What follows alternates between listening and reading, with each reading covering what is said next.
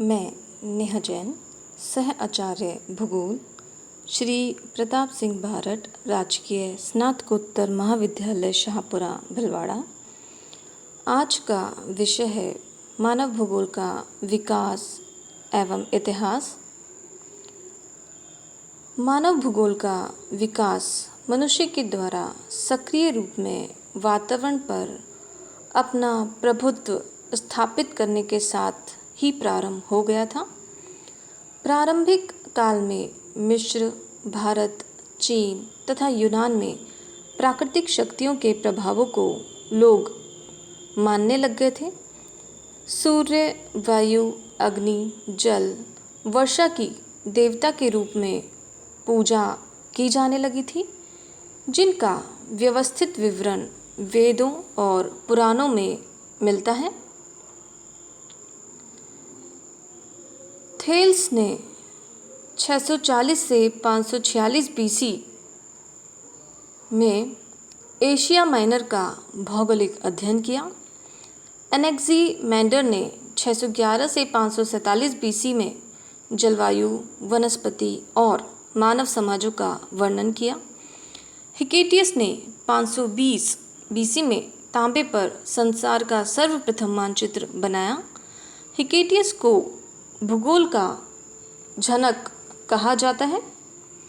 अरस्तु, उनके शिष्य थियोफेट्स, हेरोडोटस तथा स्ट्रेबो आदि ने भी प्रामाणिक भौगोलिक ज्ञान का संग्रह में अपना योगदान दिया है। मध्यकाल में भूगोल का सर्वाधिक विवरण अरब भूगोलवेत्ताओं द्वारा लिखित ग्रंथों में मिलता है। 9वीं शताब्दी में अरब भूगोलवेत्ताओं के द्वारा टॉलेमी की रचनाओं का अनुवाद किया, जिसका नाम अल-मगेस्ती रखा। अल-इद्रिसी ने 70 पृष्ठों का विश्व एटलस बनाया था। यूरोपीय विद्वान कोलंबस, वास्को डी गामा की यात्राओं द्वारा संग्रहित जानकारियों ने भूगोल के विकास को एक नई दिशा दी। 17वीं शताब्दी में वॉरेनियस ने सामान्य भूगोल की रचना की और इसमें जापान का भौगोलिक विवरण भी दिया था। 19वीं शताब्दी के अंतिम दशक में जर्मन भूगोलवेत्ता फ्रेडरिक रेडजल ने अपने ग्रंथ एंथ्रोपोजियोग्राफी के प्रकाशन के साथ मानव भूगोल का उद्भव किया।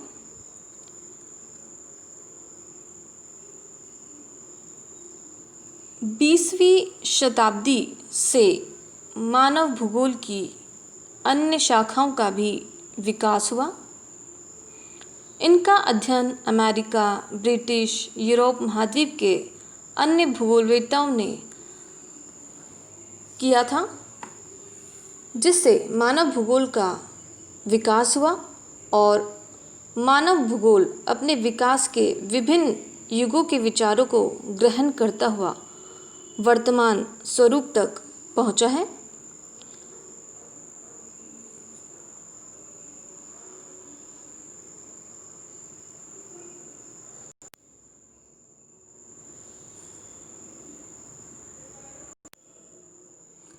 मानव भूगोल की जर्मन विचारधारा।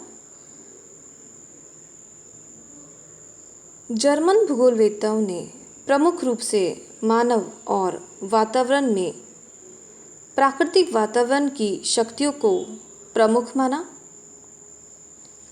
उनके अनुसार मनुष्य की संपूर्ण क्रियाओं पर वातावरण का प्रभाव पड़ता है और मनुष्य चूँकि वातावरण से घिरा हुआ है तथा मनुष्य वातावरण के प्रभाव को समाप्त नहीं कर सकता, अर्थात यह विचारधारा वातावरण निश्चयवाद पर आधारित है। प्रमुख जर्मन भूगोलवेत्ताओं का मानव भूगोल को योगदान में कुछ प्रमुख भूगोलवेत्ताओं का विवरण इस प्रकार है। सर्वप्रथम इमैनुअल कांट,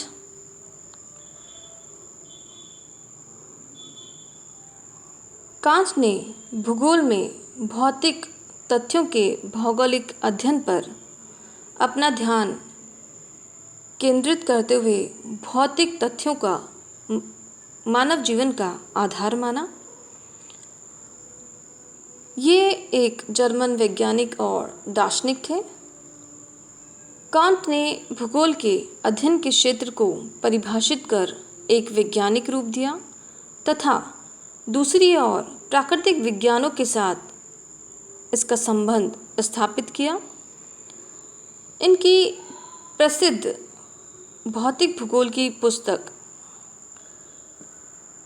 फिजिक ज्योग्राफी में पार्थिव एकता के सिद्धांत की झलक मिलती है या आभास होता है। कांट ने इतिहास को भी भूगोल में सम्मिलित किया और भूगोल को 6 शाखाओं में विभाजित किया। भौतिक भूगोल, इसमें उन्होंने प्रकृति के अध्ययन को प्रमुख माना। दूसरा गणितीय भूगोल, इसमें पृथ्वी की आकृति, आकार और गतियों का अध्ययन सम्मिलित किया। नैतिक भूगोल, इसके अंतर्गत मनुष्य के आचार विचार, रीति रिवाज, चरित्र और सभ्यताओं का अध्ययन किया।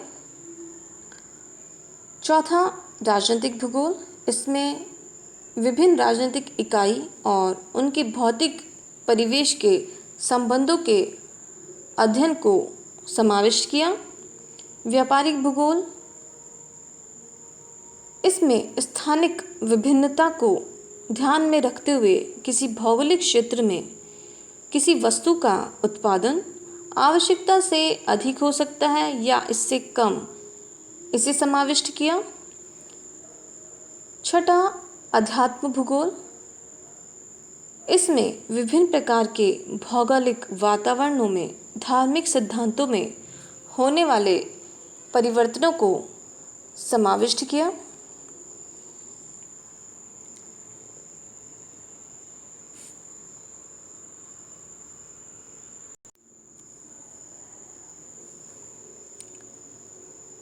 हम्बोल्ट, अलेक्जेंडर वॉन हम्बोल्ट विख्यात जर्मन वैज्ञानिक थे जिन्होंने भौमिकी, भौतिक विज्ञान, रसायन विज्ञान, वनस्पति विज्ञान, शरीर विज्ञान, भूगोल और इतिहास में अनेक अनुसंधान किए थे। इन्होंने लगभग 40 वैज्ञानिक ग्रंथ लिखे थे। इनके प्रमुख ग्रंथ इस प्रकार हैं। मध्य एशिया, जो कि 2 खंडों में प्रकाशित हुआ 1829 में। दूसरा भूमध्य रेखीय प्रदेशों का वर्णन 1815 से 1820 में प्रकाशित हुआ। तीसरा दक्षिण अमेरिका के मूल वंशज। चौथा मैक्सिको तथा क्यूबा का प्रादेशिक वर्णन। पांचवा कॉस्मोस, 1845 से 1862 के मध्य 5 खंडों में ये प्रकाशित हुआ।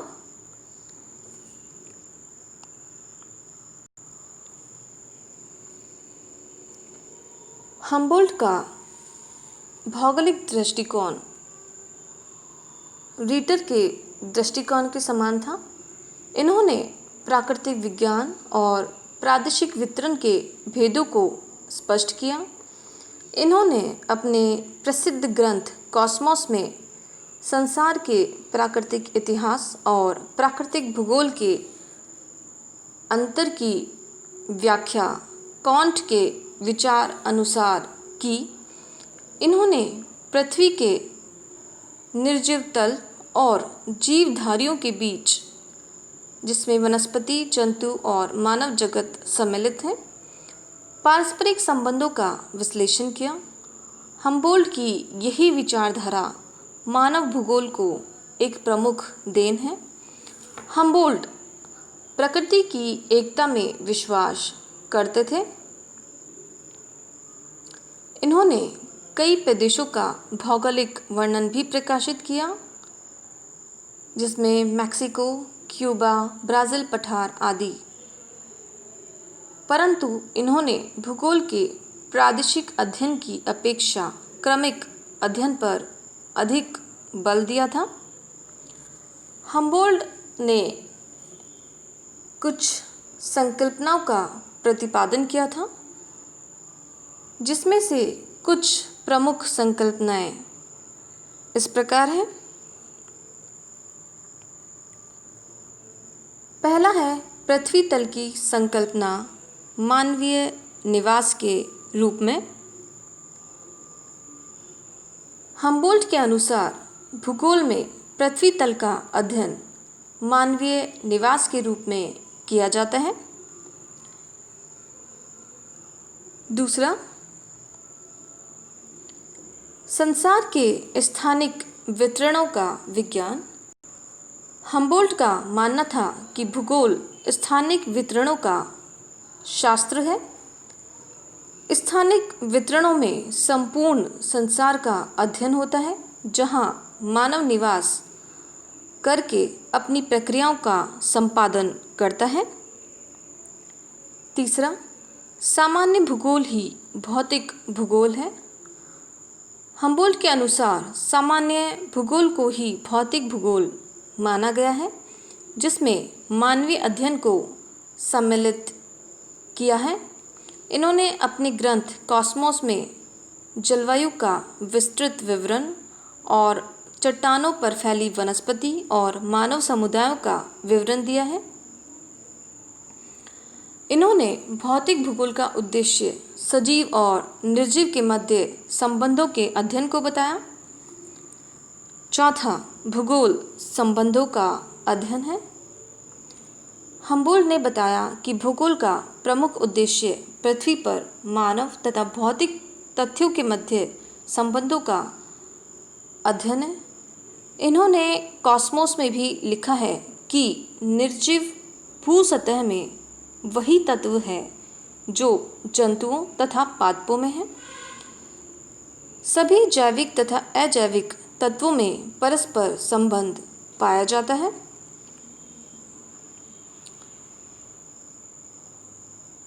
मानव प्रकृति की पार्थिव एकता परस्पर घनिष्ठ रूप से संबंधित है। पांचवा,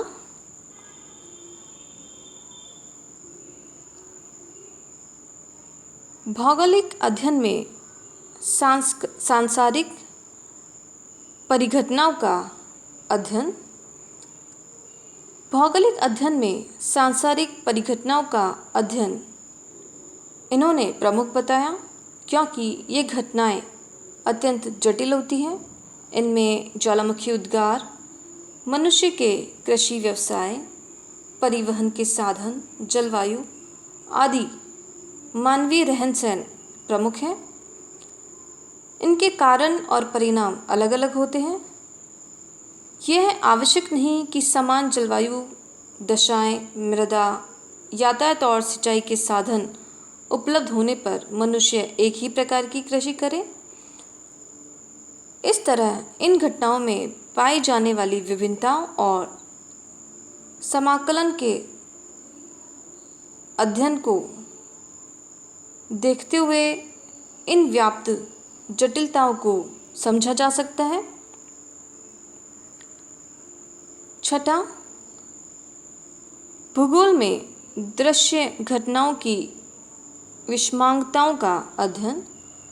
हम्बोल्ट ने अन्य विज्ञानों से भूगोल को अलग बताते हुए अन्य विज्ञानों में संपादित विभिन्न दृश्य घटनाओं में परस्पर समानता को बताया, लेकिन भौगोलिक अध्ययन में सम्मिलित परिघटनाओं में विषमता पाई जाती है, ये भी इन्होंने बताया। सातवां, प्रकृति की एकता।